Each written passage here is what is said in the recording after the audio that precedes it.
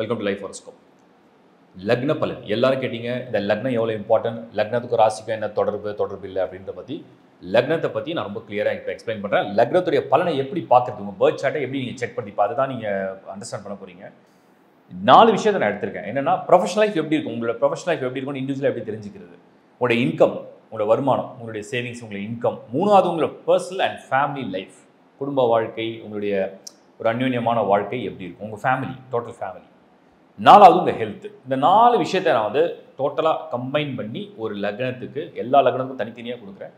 ஒரு லக்னத்துக்கு என்ன மாதிரியான பிளானட்டரி பொசிஷன் இருக்கணுன்றதை நான் முடிஞ்ச அளவுக்கு உங்களுக்கு புரியுற அளவுக்கு எக்ஸ்பிளைன் பண்ணுறேன்.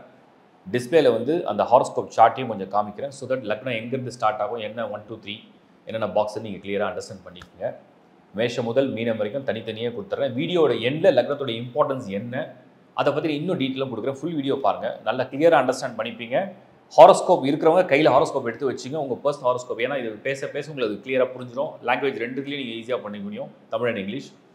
ஹாரோஸ்கோப் இல்லாதவங்க www.lifehoroscope.in ஹாரோஸ்கோப் அப்ளை பண்ணி எடுத்துங்க. அதர் சர்வீஸும் ஃபுல்லாக ஆட் ஆகிருக்கு. வாஸ்து, நியூமராலஜி, ஜெமாலஜி, எனிதிங் அதில் வந்து கம்ப்ளீட்டாக கொடுத்துருக்கோம். ஸோ இப்போ நம்ம லக்ன பலனை டீட்டெயிலாக பார்க்கலாம். விருச்சிக லக்னம் இப்போ நீங்கள் முதல்ல டிஸ்பிளேல பார்த்துருங்க. நீங்கள் விருச்சிக லக்னம் எங்கே இருக்குன்னு பார்த்தீங்கன்னா, அந்த அவுட் ஆஃப் 12 ஹவுசஸில் பாட்டமில் கீழே நீங்கள் லெஃப்ட்லேருந்து ரைட்டில் பார்த்தீங்கன்னா செகண்ட் ஹவுஸ் தான் விருச்சிகம். லெஃப்ட்லேருந்து ரைட்டில் கீழே வந்து செகண்ட் ஸ்லாஷ் பண்ணியிருப்பேன், லான் போட்டிருக்கோம். அதான் உங்களுடைய ஃபர்ஸ்ட் ஹவுஸ் விருச்சிக லக்னம். அதான் விருச்சிக லக்னத்தை பற்றி நிறைய பேர் என்கிட்ட கேட்டாங்க, இந்த லக்னம் என்ன ஒரு சாபக்கேடா, ஒரே கஷ்டங்கள்லாம் இருக்கே.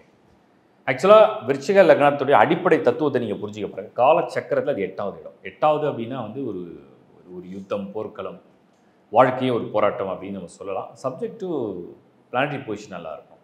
எந்த இடத்துல நீங்கள் வந்து அதை பற்றி ஃபேஸ் பண்ண போகிறீங்க.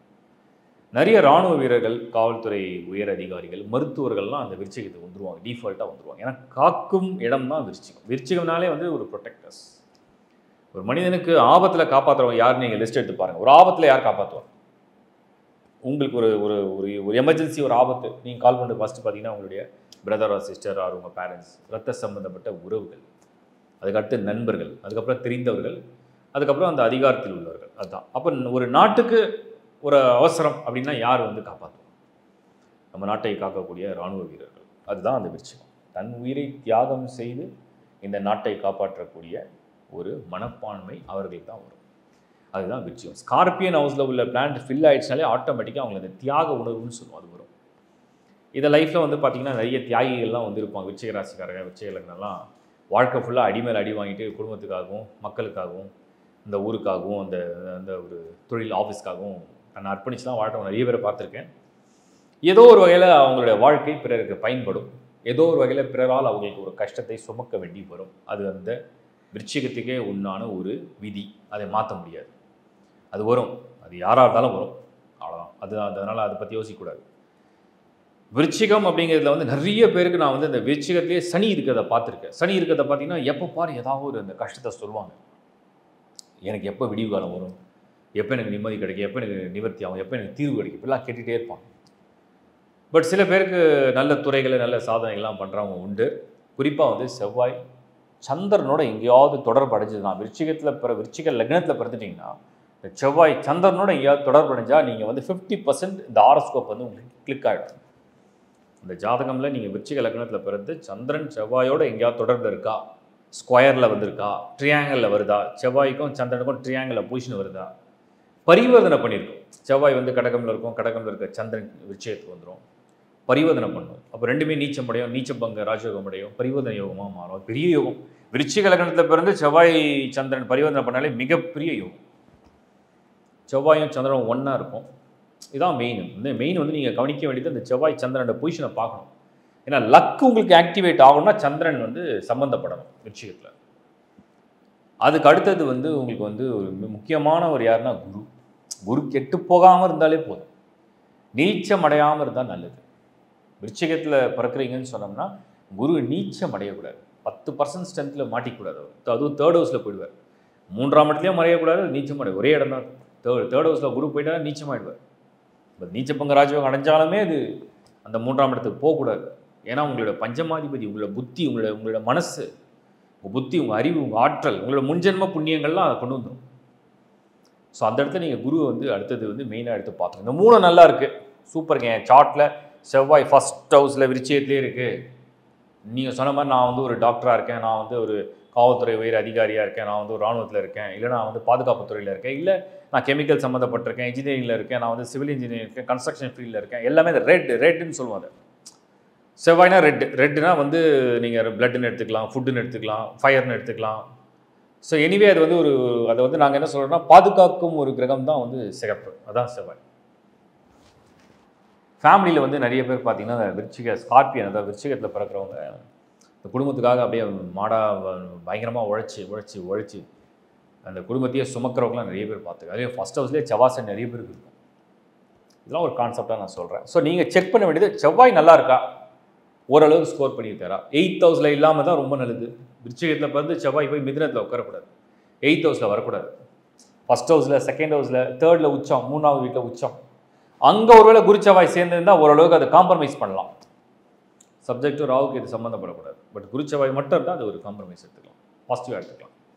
4ல் செவ்வாய் நல்லது தான், 5ல் செவ்வாய், 6ல் செவ்வாய் ஆட்சியில் இருப்பார், 7 செவ்வாய் வந்து விருச்சிகத்தையே பார்வையிடுவார், அதுவும் நல்லது தான். 8ல் தான் மறையக்கூடாது. பணி கரெக்டாக வந்து 11th ஹவுஸில் கன்னி வீட்டில் செவ்வாய் வருவார், அது வந்து ஒரு மினிமமான ஸ்கோரு. 12ல் செவ்வாய் மறையிறது நல்லது இல்லை. விருச்சிகத்தில் பிறந்து துலாமில் செவ்வாய் வரக்கூடாது, 12ல் மறையக்கூடாது. கடகம் சிம்மம்லாம் நல்லது. சந்திரன் எங்கேயாவது சம்மந்தப்பட்டால் நல்லது. குருவுடைய பார்வையோ இல்லை குருவுடைய சேர்க்கையோ, இல்லை குருவே ஸ்கொயரில் வராருன்னு சொன்னால் சூப்பர், வெல் அண்ட் குட்.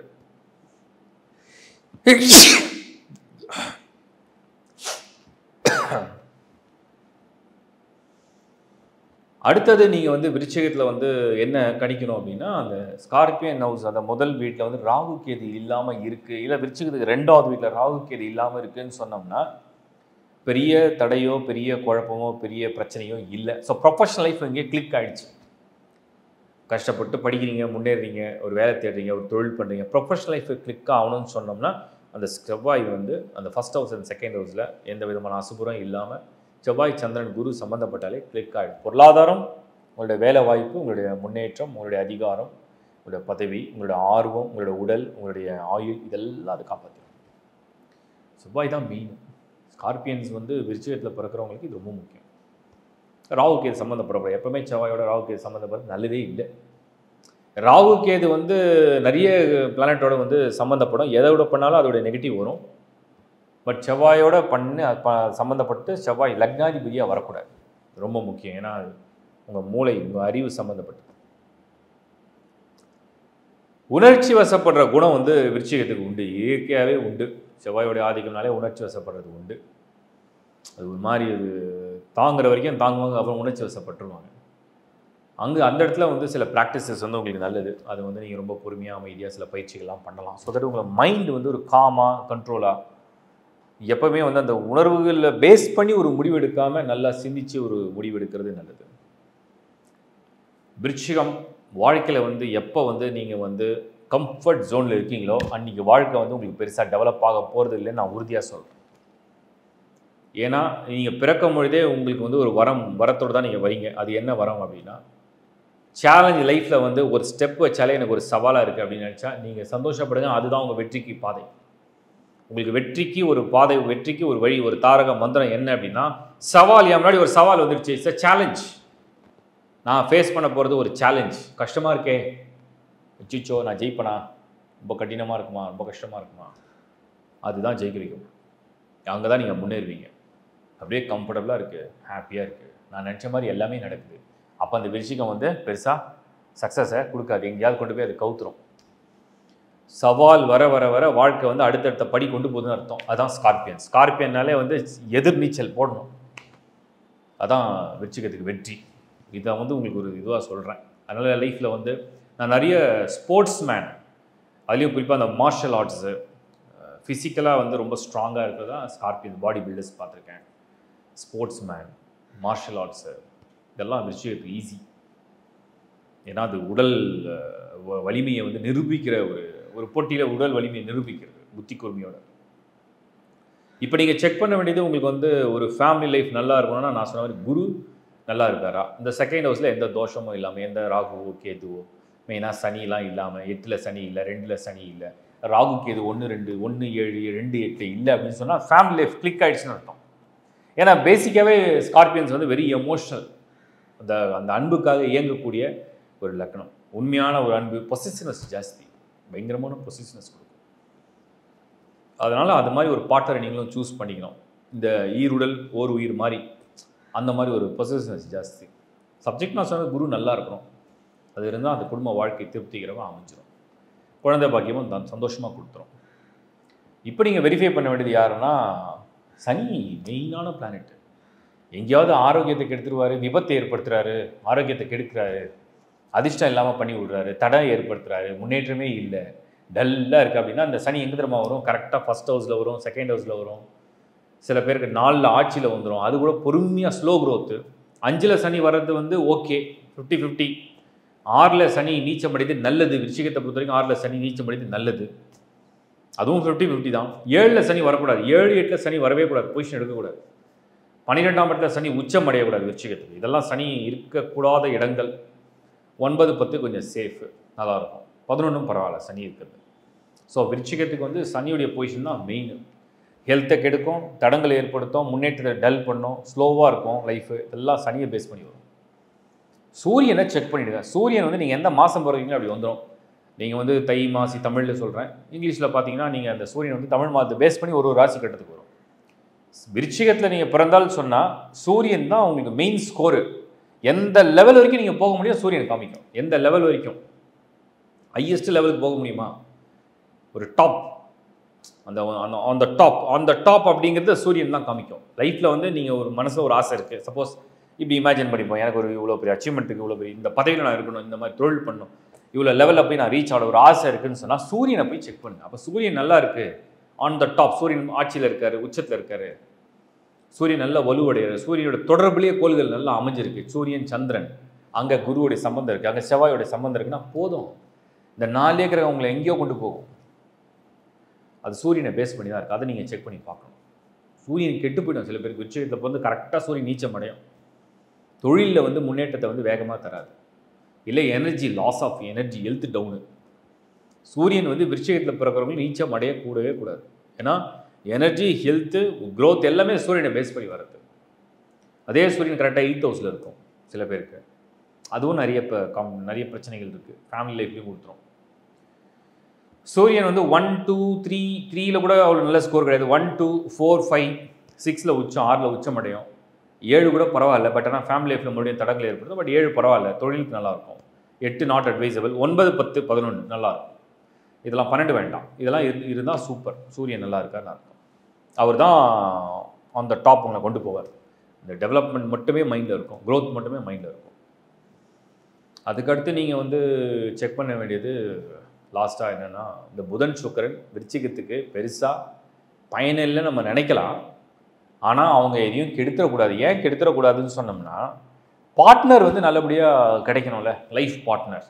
குரு வந்து ஃபேமிலியை காப்பாற்றிடுவார். ஒரு குடும்பமாக கணவன் மனைவி, ஒரு அம்மா அப்பா குழந்தைகள், அந்த குடும்பமாக குரு காப்பாற்றுவார். பட் ஒரு இன்ட்ரெஸ்டிங் லைஃப் வேணும் அப்படின்னா சுக்கிரன் வந்து நல்லாயிருக்கும். இதுதான் மெயின். புதனை பற்றி இங்கே கவலை இல்லை. என்ன சொல்ல போனால் புதன் பலகீனமாக இருந்தால் நல்லது. விருச்சிகத்தில் பிறந்து சுக்கிரன் ஒரு ஆவரேஜ் ஸ்கோரில் தான் நல்லது. ஆக்சுவலி சில பேருக்குலாம் உச்சம் அடையும். அப்போ உச்சம் அடையும் போது என்ன ஆகுனா, அவங்களுக்கு வந்து அவங்க லட்சியத்தை விட ஆசை அதிகமாகிடும். ஆசை வேறு, லட்சியம் வேறு. இலக்கு வந்து சிந்தனையிலேருந்து வரக்கூடியதை வந்து ஆசை வந்து தடுமாற செய்யும். அது சுக்கிரன் உச்சம் அடைஞ்சா பண்ணும். ஒருவேளை சுக்கிரன் வந்து மிதமாக இருக்கார். மிதமான என்ன, ஃபர்ஸ்ட் ஹவுஸ்லேயே வரலாம், செகண்ட் ஹவுஸில் வரலாம். 3ல் சுக்கிரன் இருந்தால் கலஸ்திர தோஷம். அது 4ல் வரலாம். 5 உச்சம், 5 வந்தால் உச்சம் அடையும். 6ல் சுக்கிரன் மறையக்கூடாது விருச்சிகத்துக்கு. 7ல் சுக்கிரன் ஆட்சி பலத்தோடு வந்தால் மழை அருமையாக இருக்கும். 8ல் சுக்கிரன் மறையக்கூடாது. 9 10 11ல் சுக்கிரன் வந்து 11ல் சுக்கிரன் நீச்சம். சம்டைம்ஸ் அது நீச்சமாக இருந்து ஒரு நீச்ச பங்கம் அடைஞ்சதுன்னா போதும், அதுவே ஓரளவுக்கு நல்ல ஸ்கோர் காமிக்கும். 12th ஹவுஸில் ஆட்சியில் சுக்கிரன் வந்தாலும் கூட 12ஆம் இடத்துல மறைவு தான் இருக்கும். ஸோ விருச்சிகத்தை பொறுத்த வரைக்கும் சுக்கிரனுக்கு மெயினாக வந்து சுகபோக வாழ்க்கையை பற்றி பார்க்குறது தான் அந்த சுக்கிரனுடைய ஸ்கோர். அது மெயின் பார்க்கணும். நீங்கள் புதன் வந்து உங்களுக்கு அறிவு, அவர் ஏதோ அவரும் ஒரு ஆவரேஜாக வந்துட்டாருன்னா போதும். மோஸ்ட்லி விருச்சிகத்துக்கு 4லேயோ இல்லை 9 10லேயோ 11லேயோ இந்த சுக்கிரன் வந்துட்டாருன்னா அந்த ஹாரோஸ்கோப் வந்து கிட்டத்தட்ட சேஃபாக இருக்கும். நல்ல ஒரு யோகத்தோடு இருப்பீங்க. சப்ஜெக்ட் நான் சொன்ன மாதிரி ராகுக்கு இதோட எந்த கிரகமும் சம்மந்தப்படக்கூடாது. நிறைய விருச்சிக லக்னத்தில் பிறந்து சனி செவ்வாய் ராகு 3 ஒன்றா சேர்ந்து 8ல் இருக்கும். அந்த 3 ஒன்றா சேர்ந்து 3rd ஹவுஸில் இருக்கும், 2nd ஹவுஸில், 1st ஹவுஸில், 12th ஹவுஸில். இந்த மாதிரி ஹாரோஸ்கோப் தான் அந்த தோஷ கிரகங்களுடைய ஆக்டிவேஷனை கொடுக்கும். அதே மாதிரி ஸ்கார்பியன் விருச்சிகத்தில் பிறக்கிறீங்கன்னு சொன்னோன்னா அந்த ஹவுஸ்லேயே முடிஞ்ச அளவுக்கு அசுபர்கள் இல்லாமல் தான் நல்லது. அதோடைய 5th ஹவுஸ்லேயும் அசுபர்கள் இல்லாமல் இருந்தால் நல்லது தான்.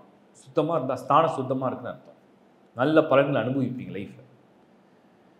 அடிப்படையில் ஒன்று புரிஞ்சுங்க, விருச்சிகம் அப்படின்னு நீங்கள் வந்து லக்னம் கணிக்கப்பட்டு பிறவி எடுத்தால் உங்கள் வாழ்க்கை என்பது உங்களுக்காக மட்டுமல்ல, உங்களை சார்ந்தவர்களுக்காக உங்களை கடவுள் படைப்பார். பிறருக்காக வாழ வேண்டிய சூழ்நிலையை உருவாக்குவார். அதுவே உங்களுக்கு நிரந்தரமான நிம்மதியும் சந்தோஷத்தையும் ஏற்படுத்தும். வாழ்த்துக்கள். இப்போ நீங்கள் பார்த்தது ஒரு லக்னத்தை அடிப்படையில் ஒரு பொது பலன் தான்.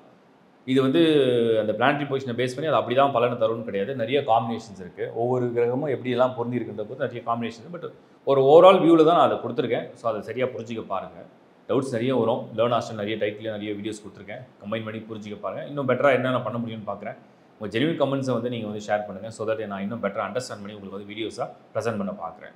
அண்ட் லக்னம் என்பதை பற்றி நான் சொல்ல கொஞ்சம் இருக்குது, இன்னும் பாக்கி இருக்குது. அது என்னென்னா, லக்னம் என்பால் உங்களோட உயிர், உங்களோட தலை சம்மந்தப்பட்டது. உங்களுடைய மூளை, உங்களோட அறிவு, உங்களுடைய தலை சம்மந்தப்பட்டது.